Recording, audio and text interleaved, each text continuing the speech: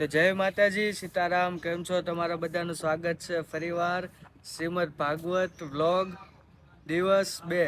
આજે બીજો દિવસ છે અને અમે સવારમાં આવી ગયા છીએ દાદાને લઈને કથા સાંભળવા માટે. ગઈકાલનો વ્લોગ તમે જોયો જ હશે અને તમારા લોકોનો ખૂબ ખૂબ આભાર કમેન્ટ કરવા માટે. કમેન્ટમાં જય શ્રી કૃષ્ણ, જય માતાજી, સીતારામ, જય હનુમાન દાદા લખવાનું નહીં ભૂલતા. અને આપણે જેમ બનશે તેમ આપણે વ્યવસ્થિત અને સારા અને બધા જ દિવસના આપણે વ્લોગ બનાવીશું. અને ખાસ કરીને દાદાની એવી દયા ત્યાં સુધી આપણે વ્લોગ બનાવ્યા કરશું, બરોબર? તો તમે લોકો વ્લોગમાં બનેલા રહેજો. ચાલો આપણે દાદાનું સ્ટેજ પર આપણે દાદાને બેસાડીએ.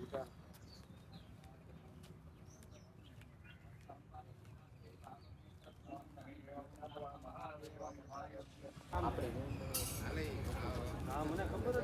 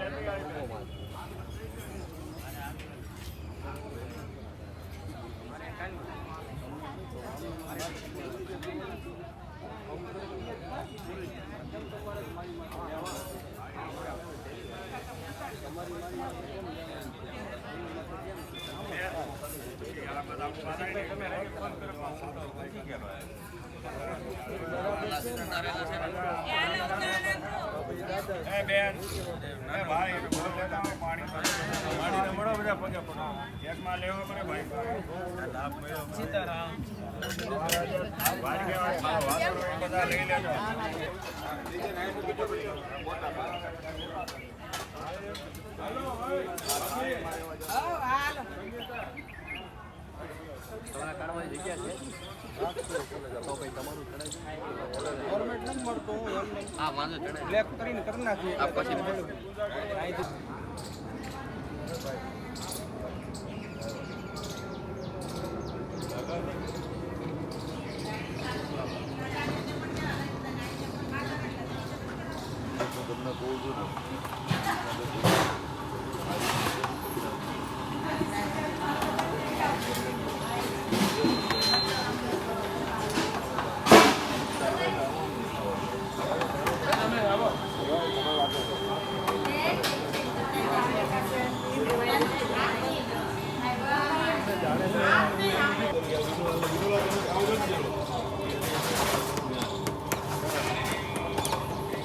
તમને વધારે ખબર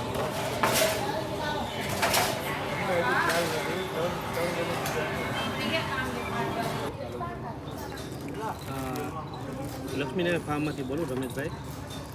આપણે 26 કિલો હતું ને દૂધ એટલે 40 કિલો કરી નાખતો નહીં, 40 લીટર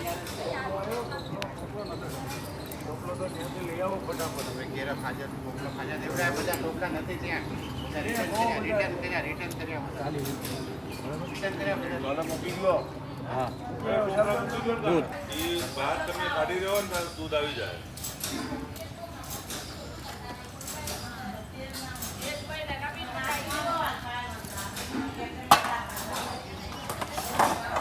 અત્યારે મને એને શું કીધું દૂધ વાળા?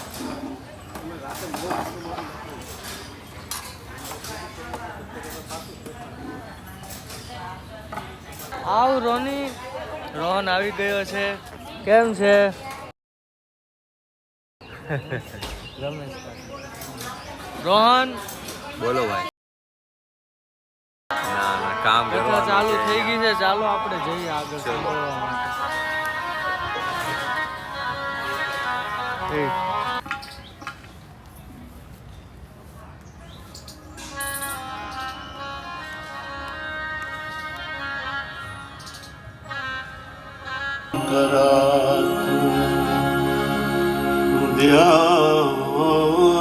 नित्य महेशं रजतगिरिनिभं चारुचन्द्रावतंसं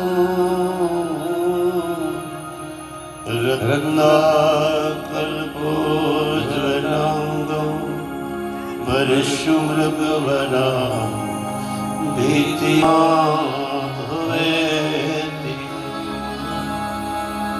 શ્રી કૃષ્ણ રાધા વર ગોકુલેશ્વર ગોપાલ ગોવર્ધન ધનનાથ જીહરે पिबस्वा मृत में प्रेम गोविंद दाम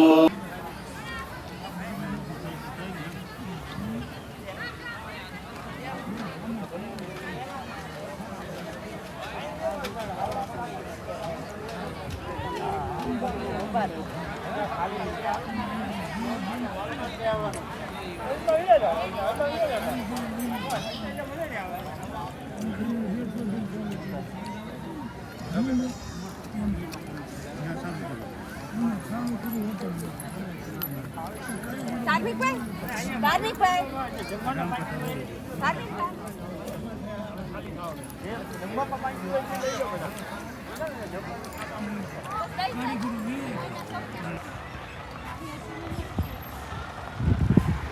તો ચાલો ભાઈ અત્યારે આપણે બપોરનું ભોજન પ્રસાદી લઈ લીધી છે અને અત્યારે સત્સંગ ચાલુ છે. બપોરે થોડોક બ્રેક લઈને પછી 3 સાડા 3 પાછી કથા ચાલુ થશે અને રોહન આવી ગયો છે.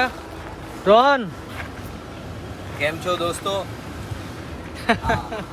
અને અમે જઈએ છીએ બહાર આંટો મારવા માટે, સોડા પીવા માટે. તમે લોકો આ બ્લોગમાં બનેલા રહીજો અને કમેન્ટમાં જય શ્રી કૃષ્ણ, જય માતાજી, સીતારામ લખવાનું નહીં ભૂલતા. સારું,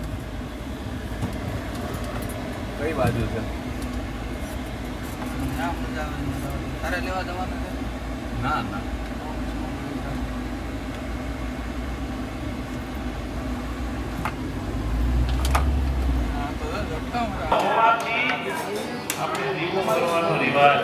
તો ચાલો મિત્રો, તમને હવે સાંજની રસોઈનો બ્લોગ બતાવું. અત્યારે આપણે આવ્યા છીએ રસોડામાં.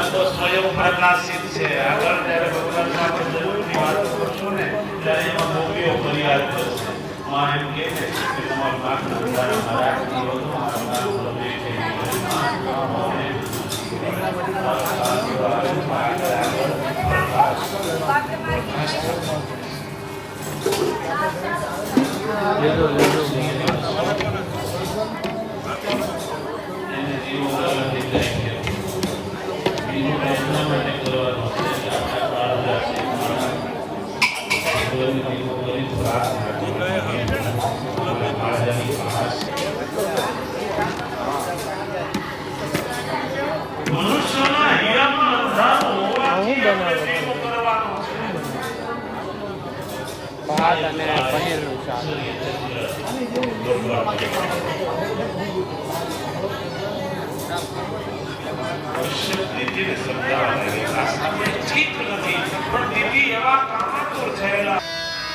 રાજી થયા કે તારા દીકરા મારા મુખમાંથી નીકળ્યું છે એટલે રાક્ષસ તો થશે, પણ એને મારવા માટે ભગવાનને જન્મ ધારણ કરવો પડશે.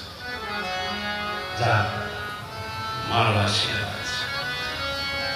પોતાને પેટે રાક્ષસો ખબર પડી કે એને મારવા માટે પરમાત્માએ પ્રગટ થવું પડશે, ત્યારે એને અતિશય આનંદ થાય છે.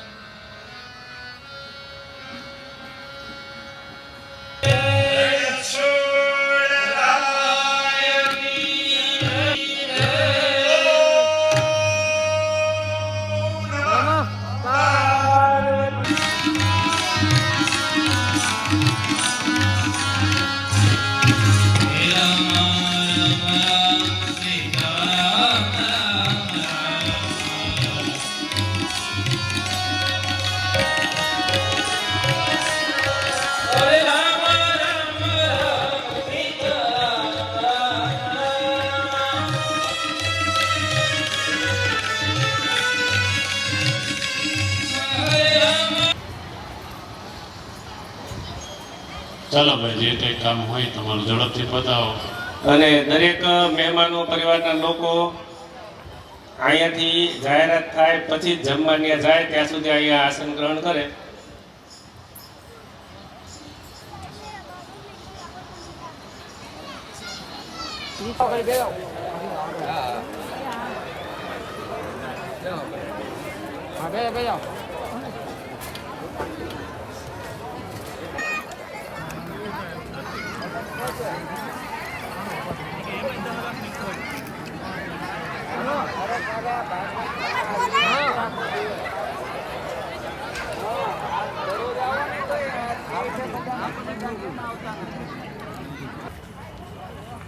તો ચાલો આજનો બ્લોગ બસ અહીંયા સુધી જ, અને હવે જઈએ છીએ દાદાની ગદા લઈને ઘરે.